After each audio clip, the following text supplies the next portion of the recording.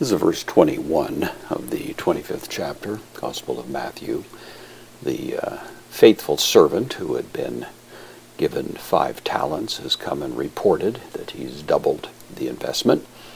And now we have the response of the master of this servant. So we have Ephe. This is from phemi. It means to say. It carries a little bit more weight. He announced, he declared. Auto, dative singular masculine, to him. The subject hokurios, auto, the Lord of him, said to him, announcing to him. You, this is an adverb, it means good. Good job is the idea. It's an interjection in the form of an adverb. The vocative doule, vocative of doulos, slave, good. Agathe, so also in the evocative. So well done is the idea, good slave. Kai, connective, piste, so a faithful slave from pistos. So these 2 adjectives describing this servant, good and faithful servant. Epi, preposition here with the accusative. And there's a subtle distinction you might notice between here epi is used with the genitive. The accusative use with epi would suggest that he was given oversight, not necessarily a fixed station, but more of a temporary status of controlling. So epi oliga, few.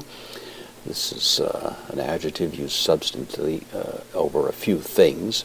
Ace, second person of eimi, you were, pistos, faithful. So I gave you as a trust responsibility for a few things, and with respect to those you were faithful. Now, subtle change, but the genitive here suggests ownership over many things.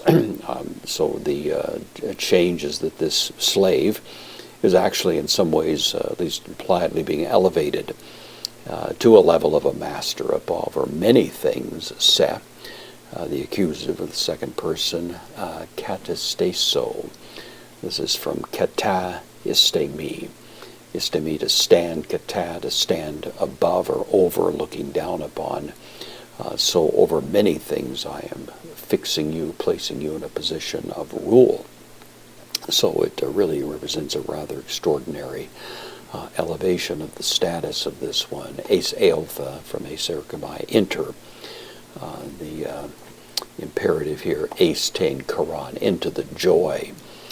To Kuriusu. So it's a rather extraordinary statement, and it suggests, at least in terms of the parable, this one is being elevated to a position of second in command, you might say, something like that, a very high station, no longer to be regarded as a slave. And of course all of this is intended to drive home the central point that those who serve faithfully for Christ anticipate glory, which still remains veiled, but is a remarkable prospect. And this story and many others are there to motivate faithfulness in whatever few things we may have been that have been entrusted to us, looking forward to a similar kind of elevation of status.